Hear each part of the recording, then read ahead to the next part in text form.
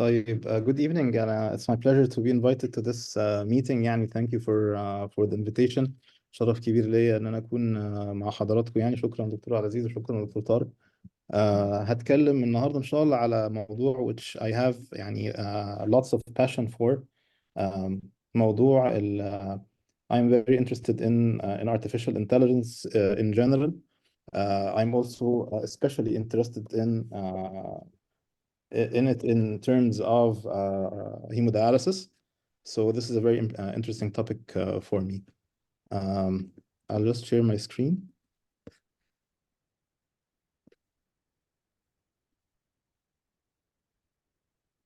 I am a lecturer of nephrology and internal medicine at Cairo University, but I've been also interested in many other projects. I've been working on YASHFI, which is a digital healthcare and clinical decision support solution using artificial intelligence, and Thoughtron, which uses artificial intelligence in discussions in what they call natural language processing, which I will be talking to you about in a moment. So I want to talk to you first about what is artificial intelligence, and then I'll talk to you also about some challenges, how we can use AI along all of the patient journey.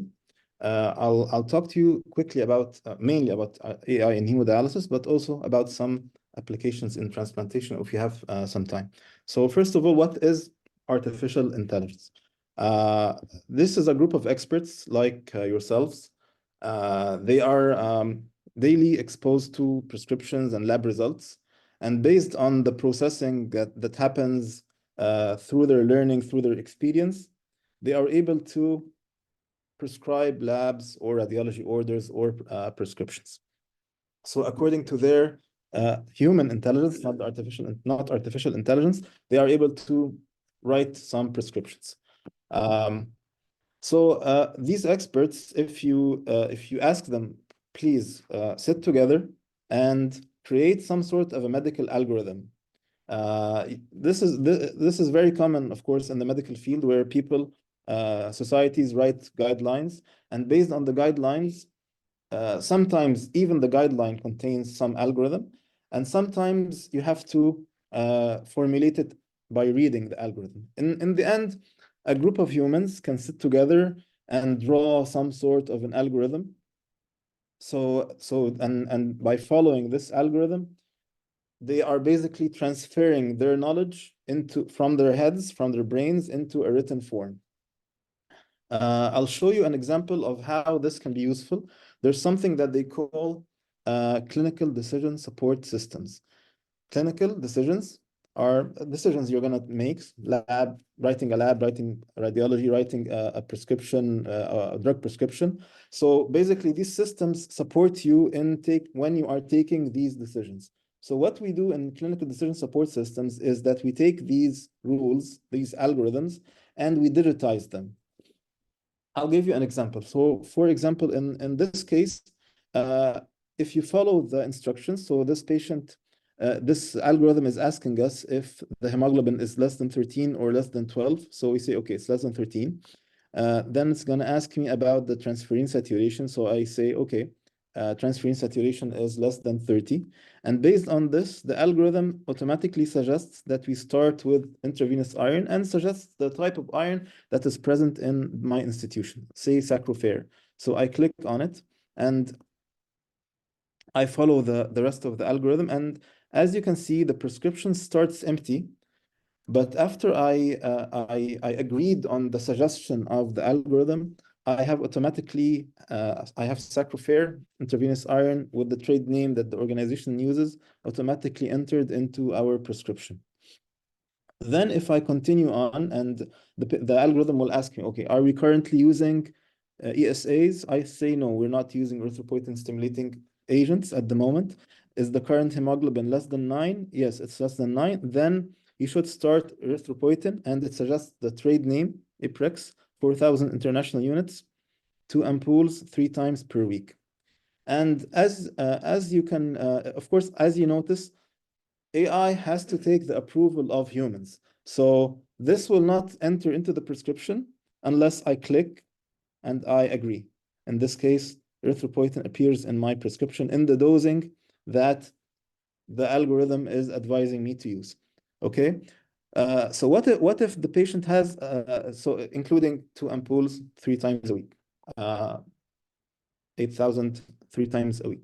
So if I change the input slightly, so if I make the hemoglobin level slightly higher, 9 to 9.9, then the dose is 1 ampoule instead of two, 3 times per week. And as you can see, as I reach 12 to 13, then you're gonna basically decrease the dose to 1 ampoule 2 times a week so that you don't have a sudden drop of hemoglobin. And if it's more than 13, you're gonna stop because this increases you're gonna stop the erythropoietins because this increases the mortality risk. And if you change the inputs, like instead of being currently on not on ESAs, you're currently on ESAs. And in this case, again, it will ask me about the current hemoglobin level, which is less than 10, and it will ask me about the hemoglobin increase. So in this case, if I say the hemoglobin is increasing by more than or less than 1 gram per month, it will make a difference regarding my decision. So if the hemoglobin is less than 10 and we're increasing at a speed of less than 1 gram per deciliter per month, then we should increase the erythropoietin dose by 50%. If, on the other hand, we are increasing at 1 gram per deciliter per month, we're fine. So we're going to use the same dose. If we are increasing at more than 1 gram per deciliter per month, then we should decrease the dose by 30%. So what happened here is that basically this is exactly the same. This is just this diagram, very simple. This diagram implemented into this automatic algorithm. It's not a very complex algorithm, but it's much easier to follow steps than to keep looking back and forth at the algorithm before you write your prescription. The other thing is, if you notice, most of these data points are already available in your electronic health record. So, for example, whether the hemoglobin is less than 13, the ferritin and the TSAT level, whether we are currently on Sacrofer or not, whether we are currently using ESAs or not. Okay, the previous doses are already present in the previous prescriptions. Whether we are currently on ESAs or not is already available in your electronic health records. And you can also check the current hemoglobin level, and you can always know what's the current dose of erythropoietin you are on using the electronic health records. And the other thing is you can always you can put a calculation that tells you how much the hemoglobin increase is, how fast is hemoglobin increasing. Basically, a very simple equation, hemoglobin of this month minus hemoglobin of last month. So what I'm saying is that there is another level that you can implement, which is having this algorithm operating automatically. So you don't even have to click. So all you have to do is ask the system, please recommend the prescription of next month, and the prescription is automatically suggested. So all you have to do is insert your algorithm. This algorithm is customizable. For example, one institution may not want to use Sacrofer, they want to use Cosmofer. Another institution doesn't use Eprex, it uses Epotine or another generic, or it uses Recordmone or anything else. So basically, you can customize this algorithm based on your institution, based on your specific needs. You can even customize it from one doctor to another and from one patient to another. And then automatically you can enter your prescriptions, your previous prescriptions, whether the patient used what dose of iron, what dose of erythropoietin, and the previous lab results. And based on this, you will get your automatic prescription with just a single click. And all you have to do is review and decide. So this is what they call rule-based clinical decision support. There are specific rules. These rules will be implemented on every single patient. They're not varied based on different patients, and they are based on experts. That's why they sometimes call them expert systems. Okay, the big question here, the very interesting question here is, can we actually develop algorithms without sitting with our professors, without having to meet our professors without having to tell them to actually write an algorithm with by even eliminating even the protocol-based algorithm? The answer is yes. So artificial intelligence is basically, what's the definition of artificial intelligence? I'm giving this example as a form of introduction for us to discuss what is artificial intelligence. So basically, artificial intelligence is copying humans. We're trying to copy the intelligence of humans. The most simple form of artificial intelligence is the example that I showed you, which is rule-based or expert-based systems. But I want to remind you first about how we as humans developed our own intelligence. So what happened was, when we were kids, we started to get a group of inputs. For example, we received some sounds, and based on this sound, we started to produce an output. I started to listen to somebody say mama, and then I started saying mama. Okay? So what happened here, do you think, in this small, funny GIF image? These kids learned. There was an input that one day, when they spilled water over them, it was very cold, and they ran away. And so they felt the water and they saw the water, and based on the feeling and sight of water, they learned that when you see water, you have to run away. So the output is run away. There is a visual input, there is a skin input, and there is a learning that happens and results in an output, which is run away. So in this case, the input and output was voice, and in this case, the input was different than the output. What I'm trying to say is, nobody told these kids that when you see water, you have to run. Nobody told them. They automatically processed inputs and produced outputs. Nobody told this kid to say mom. The kids don't take language lessons. You have a closed box called the brain. You don't know what's happening inside. You give it some input, and based on it, you get amazing outputs. So basically, artificial intelligence, the higher level of artificial intelligence, is a mimic of what humans do. So basically, I'll give you another simple, a very famous example, which is computer vision. So we're using artificial intelligence. We can use artificial intelligence in radiology. So for example, there's an experiment called ChecksNet. So in ChecksNet, what happened was that they took a very big data set of X-rays, 100,000 frontal X-rays, and they started teaching the model how to read these X-rays. So basically, what happened is Stanford started they had a study where they wanted to compare between the performance of humans and artificial intelligence. So what they did was they started to feed a group of this ChecksNet database.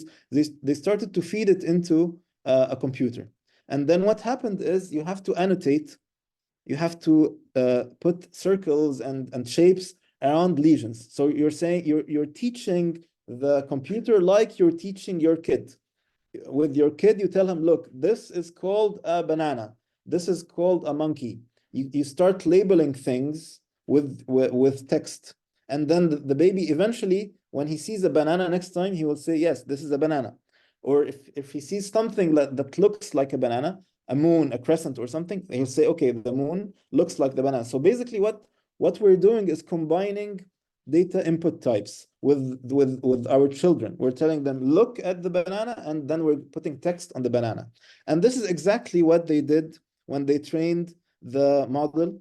When they trained the model, they gave it visual input, and they started putting text input on it. This is pneumonia. This is clear. This is clear. This has pneumonia. Okay, and what this technique is called deep learning, and it was only possible when humans started to create machines that copy the human brain. It is very similar to the human brain with many layers of they even call them neurons. like our brain. Like our brain has many neurons which are interconnected. So brain cells are interconnected, lots of neurons that are interconnected. And again, the deep learning models are a group of what they call neurons that are interconnected. And this technique is called deep learning. So in this experiment, they actually they found that algorithms read X-rays better than doctors. The accuracy, they asked female, shortness of breath period. So this doctor is of the chest period. dictating report findings, and then we're going to compare the AI versus the humans. And what happened was that accuracy of AI was 81% versus humans 79%. So actually, the AI was more accurate than the machine in this. The AI was more accurate than humans in this case. So this takes us to another more difficult type of AI, which they call machine learning.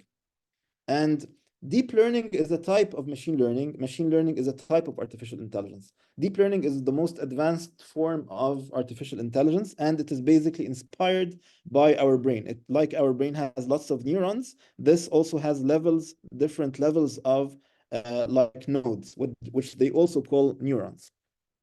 So what has this got to do for, what has this got to do with hemodialysis?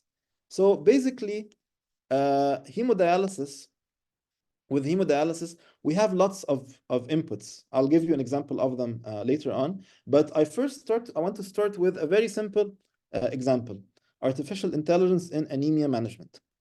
So with anemia management, does one size fit all? So in the previous slides, we showed an algorithm which was basically designed to be fit on everybody. Is this a correct way to think about things? The answer is no, because let's take this example of two patients. Okay, so this patient received 4,000 international units of erythropoietin. And then both patients received 4,000 international units of erythropoietin.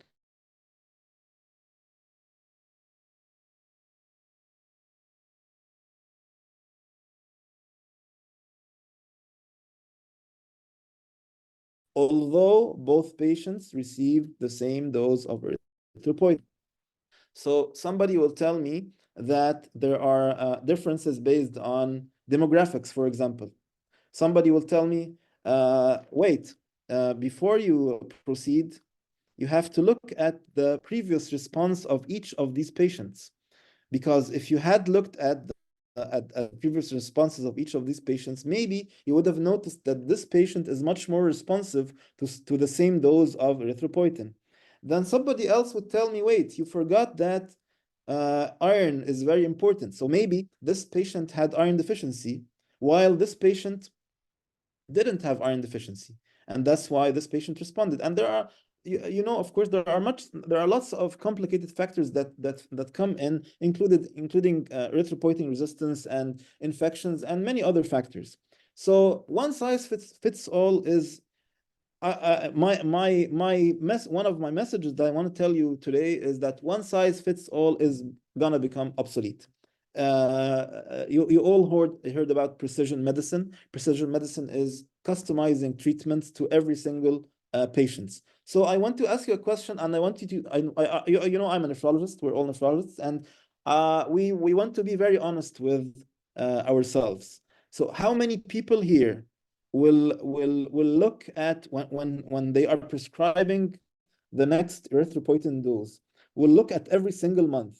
We'll look at the hemoglobin level, the serum hemoglobin level, this month and last month, and then calculate the difference, and then calculate how much rise happened the last time that I gave erythropoietin dose last month, and do this same process for every single month for 6 months for the same patient.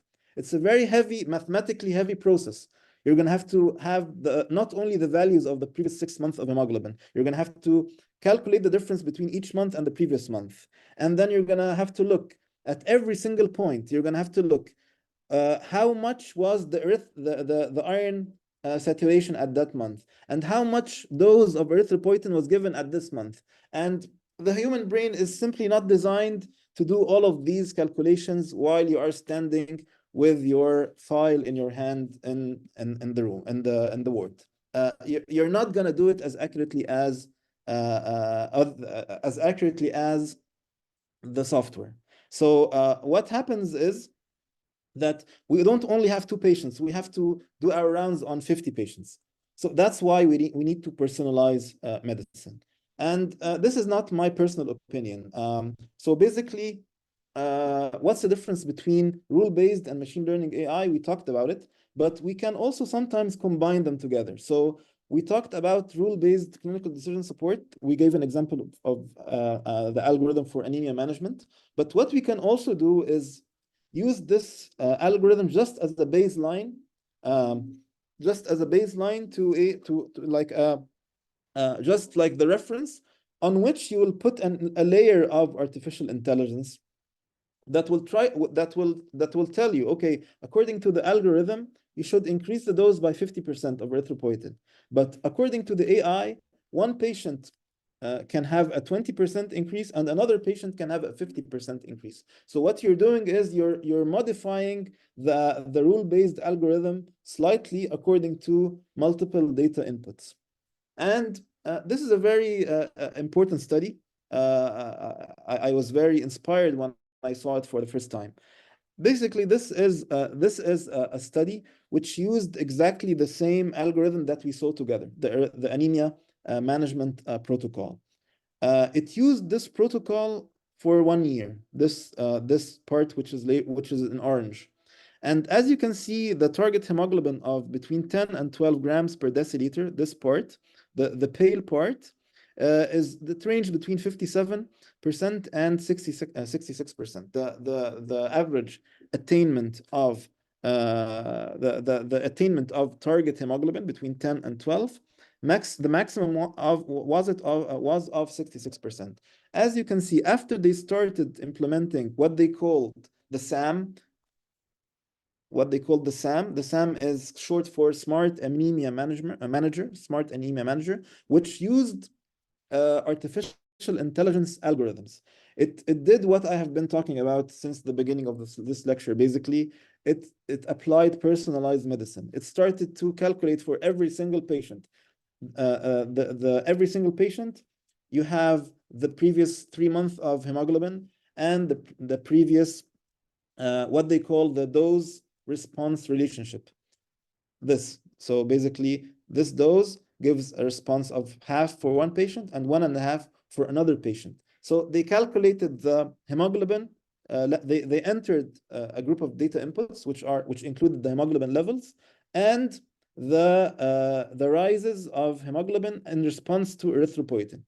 They didn't use a lot of variables, by the way, and they didn't even use the iron. So even the iron, this variable, which is very important, was not included in this study, was not included in this algorithm. Okay, and even though the study was somewhat not optimal, you can see that there is a difference. There is a statistically significant difference in attainment of target hemoglobin of 10 to 12 grams per deciliter. There was an average increase of 6%. As you can see, the highest value here was 66, and the highest value here is 74%. So my question to you is, what if we built a model which also takes into consideration iron? It will probably be more accurate.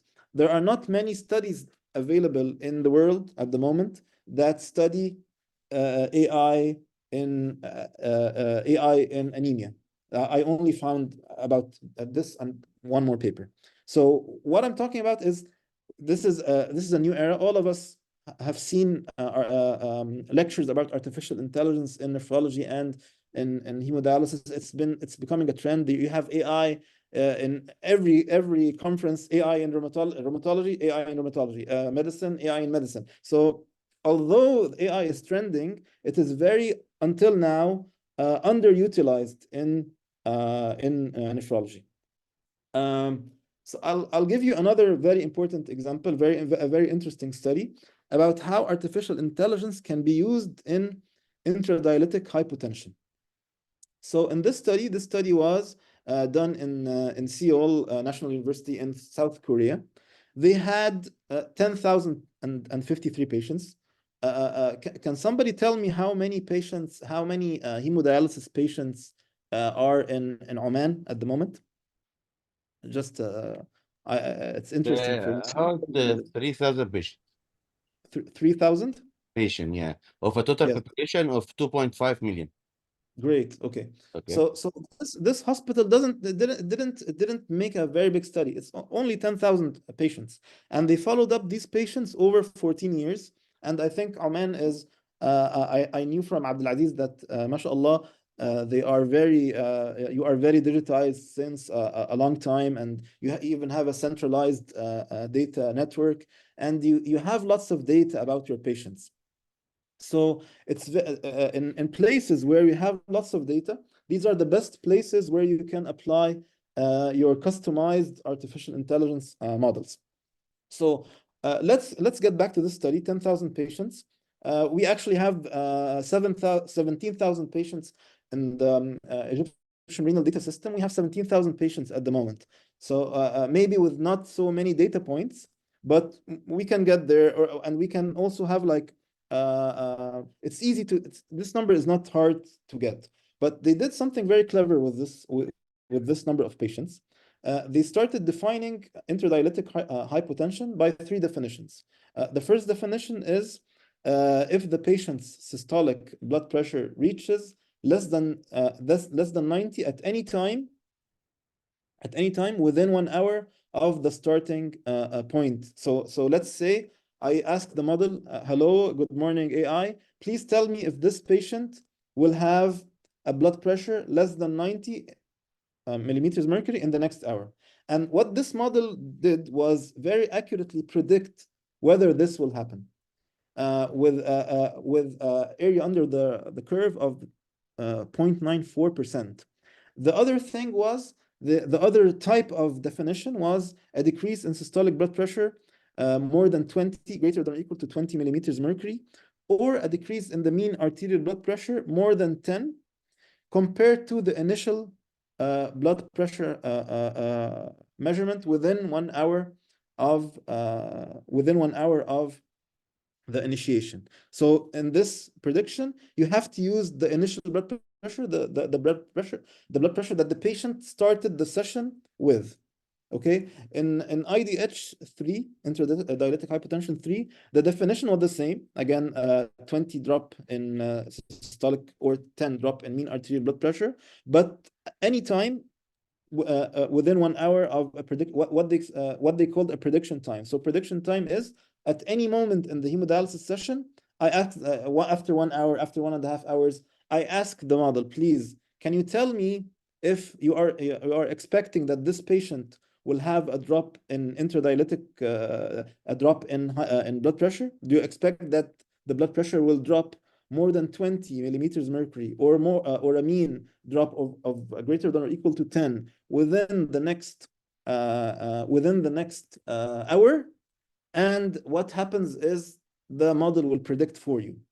So I'll tell you some more details. So basically, what they did was they found that these 10,000 patients had more than 260,000 hemodialysis sessions, and the total number of timestamps are basically the blood pressure measurements, or the variable, the things that are variable that were measured.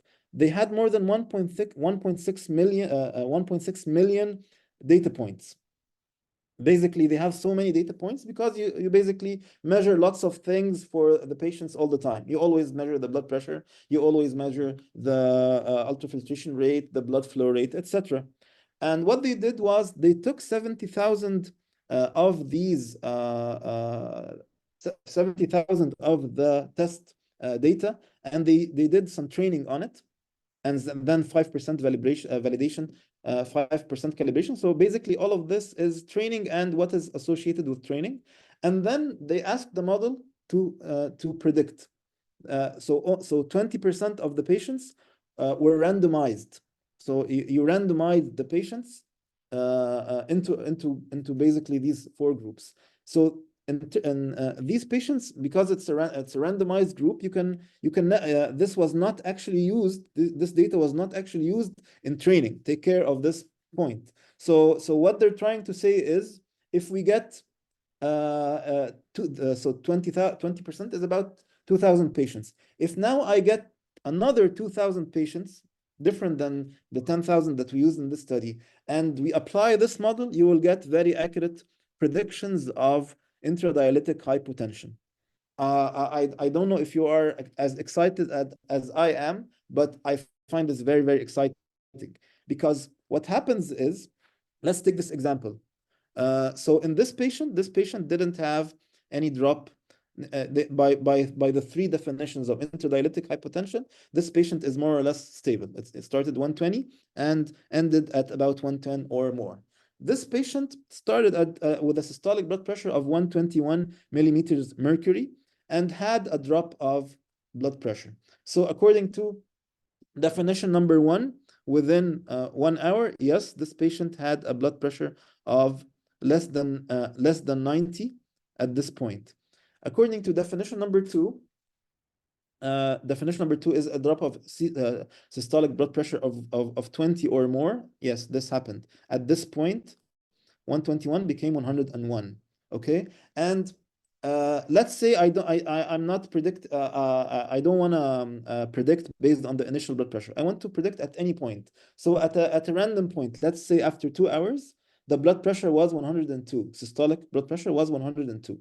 So Dr. Abdelaziz is making rounds in his, I'm going to pick on Dr. Abdelaziz because he's my friend. So Dr. Abdelaziz is making a round in his hemodialysis unit, and he finds a patient whose blood pressure is 102. Systolic blood pressure is 102 over, let's say, 50. And he starts scratching his head and thinking, okay, what am I going to do about it? Am I going to decrease the ultrafiltration rate? Or am I gonna stay? Am I gonna just wait and see what happens? Am I gonna what am I gonna do? So do you think that Dr. Abdelaziz is gonna open the records of this patient and check all of the systolic blood pressure measurements of this patient over the last 14 years? I think Dr. Abdelaziz doesn't have enough time to do this. So he will, if this patient has been dialyzing with us for 14 years, it's pretty difficult for you to check. It's even pretty difficult to check the blood pressure of this patient for the past month. There are so many records, and you're gonna flip so many papers, and then you're gonna get confused. Like, okay, sometimes this patient has some hypotension, sometimes he doesn't. I'm not very sure, and it's very time consuming and very boring. And again, our brain is not designed to process so much information in a short time. So what Dr. Abdelaziz is going to do is he's going to make like an expert decision based on my previous experience. Okay, I'm going to decrease the ultrafiltration rate for this patient. But maybe this patient would have completed the session just fine.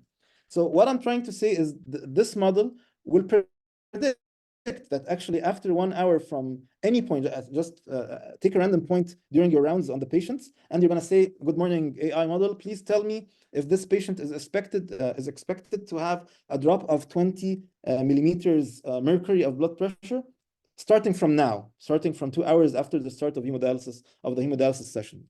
So in this case, this model did predict that the patient is going to have a drop, a significant drop of more than 20 or more. And in this case, probably if I knew this, if I had a time machine that would take me into the future and tell me this patient is going to have a drop in blood pressure, I would have done something. And this something could save lives of patients and could prevent lots of other ischemic liver injury, syncope, stroke, there's lots of literature talking about how much decreasing the episodes of intradialytic hypotension has lots of effects on the mortality and morbidity of patients. So how did this model predict the intradialytic hypotension? So what happens is this model was fed, as we said, 1.6 million data points. So 9:30 in the morning, systolic blood pressure is 164, the diastolic is 88, etc., etc. You have lots of data points for blood pressure, heart rate, body temperature, blood flow rate, ultrafiltration rate, the rate per hour, 0.4 liters per hour. Okay, these are what they call time varying features, because all of these vary with time. You can at many different data points, you're gonna get many different measurements. There are other features which they call time invariant features. Like this patient will always be 81, will always be male, will always have diabetes, and over the next month, you have only one white blood cell measurement, which is 11.21, for example. Okay, so what happens is we take all of these features and they feed them into complex algorithm that we're probably most of us here are not interested in, but basically they use a model that looks like our brain. So basically you get some inputs and then lots of neurons in the middle, and then you get an output, which is basically a prediction of whether or not this patient will have intradialytic hypotension. So this is just a recap of what I talked about. We have 10,000 patients, to more than 280,000 hemodialysis sessions. They were filtered, so 260,000 sessions were actually included in the study, and they used some of this data for training and some of it for testing. So what happened here is that actually this is what they call like the false positive versus the true positive rate. So if you look at this part of the curve, you will find you have a very low false positive rate and a pretty high true positive rate. So what we're saying is that overall this model was very effective. And so somebody would ask me, how can we use this how can we use such a model in practice? I'll tell you, okay, so again, we said there were time varying features, the dark blue ones, and there were time invariant features, the light blue. So what you can do is you can play around. Some of the time varying features, like body temperature, it's not under your control. But the things that I will mark with red arrows, they are under your control. You can control dialysate calcium temperature. You can control dialysate sodium. You can control the blood flow rate. You can control the ultrafiltration rate. You can control the dialysate bicarbonate. And the higher you go up this chart, the more these things are effective in controlling or preventing hypotension. So what Dr. Abdulaziz was going to do is going to tell him, okay, Mr. AI, you said this patient is going to be hypotensive, so please tell me what I can do. And he can ask the AI to automatically suggest modifications in any one of these. And based on the model, after you modify these, you will probably not get the intradialytic hypotension in this specific patients. So again, my question to you is, how many hemodialysis centers around the world are currently using such models? This was a study published in 2021. Until now, I haven't heard I haven't heard a lot about places that use these types of predictions, although this is gonna become the state of the art, and it's probably much more effective than humans. I'm gonna give you another example of AI in there's something called natural language processing. This is a type of this is one of the models that I created with a group of a team of Egyptian engineers and doctors. So basically, this is a natural language processing model. It gives you it gave lots of people the chance to participate by saying their ideas about why COVID-19 is spreading very rapidly. And we used an AI model to group sentences according to their similarity. So basically, we're asking this model, please summarize these lots of ideas so I can see what's happening. And what I got is we have now 4 groups of sentences.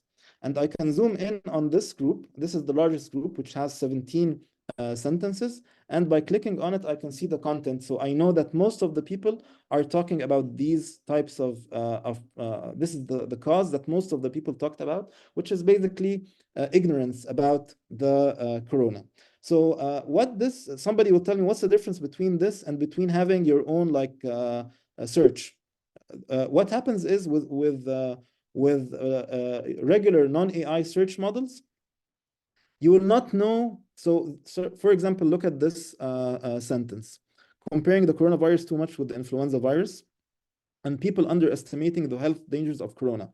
They're not the same. The wording is almost, the only common word is corona.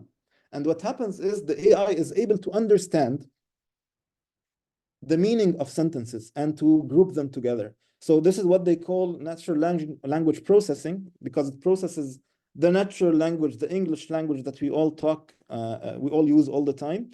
And it processes this language. And sometimes they even call it natural language understanding. It's how the AI understands the words. So how can this be applied in hemodialysis? This is a very interesting study that used electronic health record notes. Notes were written in like free language. You get a text editor and you type in whatever you want to say about your patient. So what they found was that people sometimes write things in the notes, but don't code them as ICD-10 codes. The international ICD-10 codes, the International Code of Diagnosis. I guess you are using it in Oman. So basically, doctors are requested to write the diagnosis of their patients. And if the patient has some complaints, they are supposed to add ICD-10 codes. So what happens is sometimes people are not very well educated about ICD-10. Sometimes you consider it not really a diagnosis, but a symptom. Somebody could consider fatigue a symptom, not a diagnosis. Somebody could consider itching a symptom, not a diagnosis. So what happens is you can write in your records that the patient has itching. Or but you can also say that the patient, instead of saying the patient has itching, you can say the patient is scratching his skin. So it's although it's the same meaning, if you don't use AI, you will not catch this. You will miss the note that said the patient is scratching his skin. So what they did in this study was they used natural language processing of electronic health record notes, and they found that they are superior to billing codes in identifying the real symptom burden of patients in hemodialysis patients. One of the other very interesting applications of AI in hemodialysis is computer vision. So computer vision is basically like the example I gave you for X-rays. They applied this experiment in 20 hemodialysis clinics across 6 United States, and they took digital images of AV accesses before cannulation in a large group of patients. They took a total of 1,425 patients, and they asked some experts to classify them either as not advanced AV fistulas or advanced AV fistulas, as AV aneurysms, sorry. And of course, based on this, they started to train a model. They started to train a model of an AI model, basically. So after training the artificial intelligence model, they started to expose the model to new images and tell the software, please tell me, do you think this image is not advanced or is it advanced? Do you think this image is advanced or not advanced? And based on it, the model actually was very accurate in terms of classification. As you can see, take for example this point, you will find pretty low false positive and pretty high true positive rates. So you can tell me, okay, we'll ask the expert, but is the expert always there? You don't always have experienced nephrologists or experienced vascular surgeons everywhere, all over the hemodialysis units everywhere in the world. So what you can this will be a very important disruption of how we do things. If we always expose the fistulas to this camera and ask it to classify the images. Another very interesting use for AI in hemodialysis is the prediction of prognosis. So basically, this was a study that was done. There was something called the Dialysis Hospitalization Reduction Program. And in this program, they basically fed tons of data, lots of monthly data, lab values, hospitalization history of this patient, nurse assessment, demographics, comorbidities, quality of life, lifestyle into the same predictive model. And this is a very big and important difference between the types of studies that we are used to do. So in our studies, usually you have like two variables. Okay, let's see the impact of say anemia on quality of life. We choose just two variables. Let's see the impact of anemia on lifestyle. Okay, let's see the impact of comorbidities on hospitalization. So, but what AI, the amazing thing that AI does is that you can feed it with any number of variables, even if you don't know if they could be related or not to your outcome. You don't know if say like for example sodium 135 versus sodium 137. Is this going to affect the hospitalization rate? We're not sure. We don't know. We're probably going to dismiss this value as irrelevant. But what the AI does is it takes all of the data you feed into it, and it can predict for you if this patient is expected to be hospitalized. And based on this, if I know that one patient at this specific patient, we're going to focus on the 1% of patients who have the highest risk of hospitalization. We're going to follow them up more. We're going to give them some devices like digital vital signs devices to go take them home with them. And based on this intense follow-up of these patients, we can predict their problems early and prevent them from being hospitalized. And thus, this hospitalization reduction program actually found that using AI in these hemodialysis patients was very effective in reducing the hospitalization rate. So I talked to you about lots of AI specialized in nephrology, but I also want to talk to you about AI that is also relevant. It's AI that is generally very useful in medicine, but can be also used with patients, with hemodialysis patients. So one of the very big challenges for doctors is dealing with large number of patients given very low time, and thus you have like very incomplete medical records, and this incompleteness can make lots of medical errors. So we can use the artificial intelligence across a very large part of the patient journey. For example, usually when the patient complains, usually the patient goes directly to online scheduling and asking for a visit. What we can do is put a step in between. This step is called the artificial intelligence symptom analyzer. So what you can do is you ask the patient to enter some data. This is an app called, this is a website called Informatica, for example. And then the patient just answers some questions. The patient here will say, okay, I have blood in urine. I have some swollen feet. And I have some puffy eyelids. This is also available in Arabic, by the way. And then the symptom analyzer will basically ask the patient to answer some questions.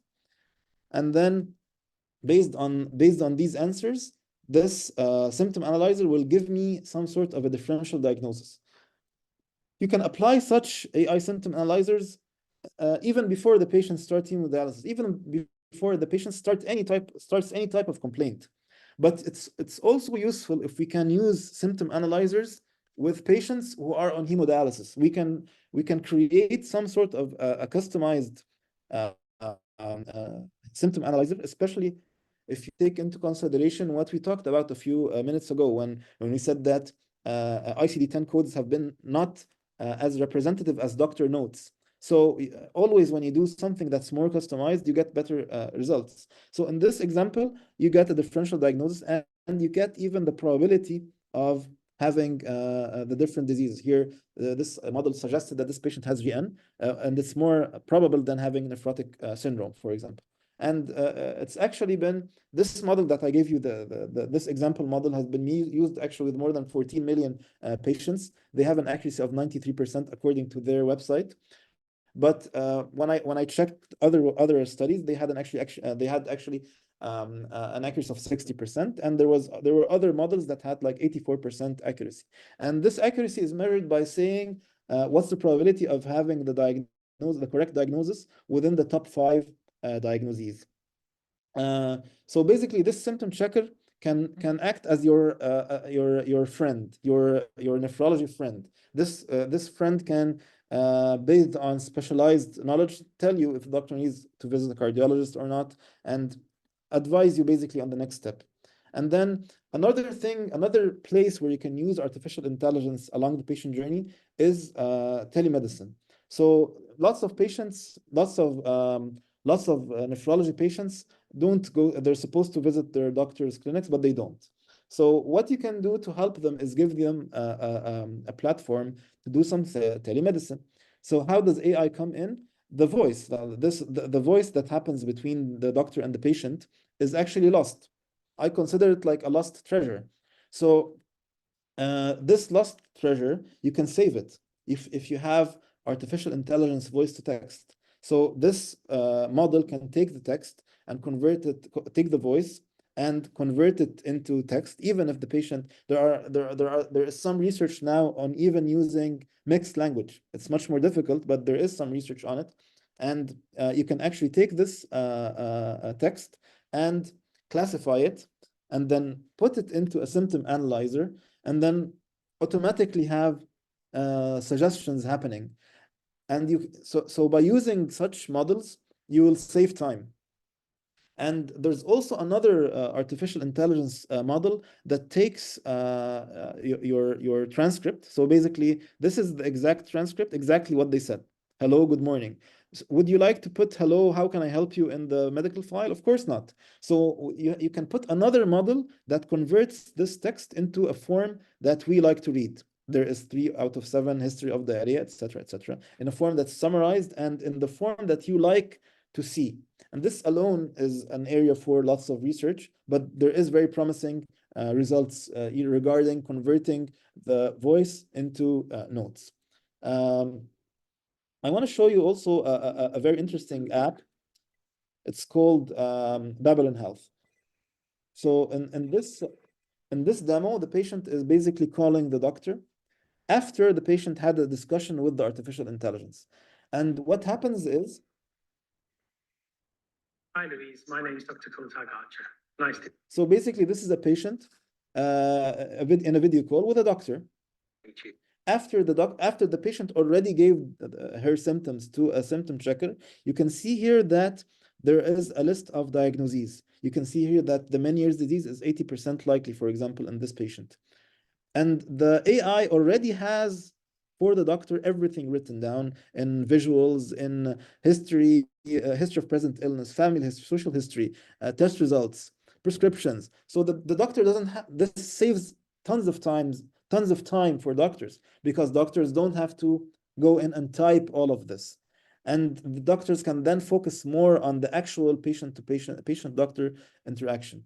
This AI model also suggests questions. So it asks the doctor to ask this question: is the dizziness constant or not? Hi, nice to meet you too. So I can see you've completed our AI assessment. And from this, can I confirm that you've been having dizziness for a few months now, with some hearing loss and also some ringing in your ears? Yeah, that's right. Okay. You look quite comfortable at the moment. So does the dizziness come and go? Yeah, I don't have it at the moment. And does changing the position of your head bring on the dizziness? Sorry. So what happened here is, this is my last slide, don't worry. So I just wanna, it's a very interesting thing that I wanna talk to you about in 1 minute. So basically this AI also uses computer vision to understand that this patient is now confused. And it actually gives this as a hint to the doctor. So the doctor now will understand that this question was not clear, so he can rephrase the question.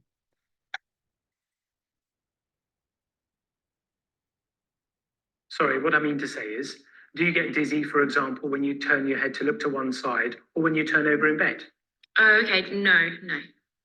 So now what happened is you have a new answer. And what happened with this new answer is the probability of having Meniere's disease rised from 80%, which the software managed to reach alone, it rised to 90%, which is the combined effort of both the doctor and the patient together. Okay. And now the patient is worried. Now she has no pain. Does that all sound okay? And then, as I told you in the previous slide, where you convert the transcript into a written note, this is what's happening now. Sounds a little bit serious. Well, as you found, So this is a summary of what happened. the symptoms can be really serious when you have them, but many as itself usually isn't, and it can be really well managed with the medication. Of course, this will take tons of time for you to do alone, and then so this is how AI can save you lots of time and help. One thing to This is actually a study about how this voice to text works to increase your wellness and decrease your burnout. It saves an average 1 hour, more than 1 hour per day for doctors. So to summarize, you can actually use artificial intelligence all along the patient journey. You can use artificial intelligence symptom analyzers. You can use voice to text, and these are both types of time-saving tools. You can also use clinical decision support, like the examples I told you about, where you can use it in anemia management or in predicting intradialytic hypotension. You can also use it to predict hospitalization and this is like it will tell you, please take care of this patient, take special care of this patient. You can use it as with vascular access, computer vision, and there are so many other applications. And thank you very much for your time.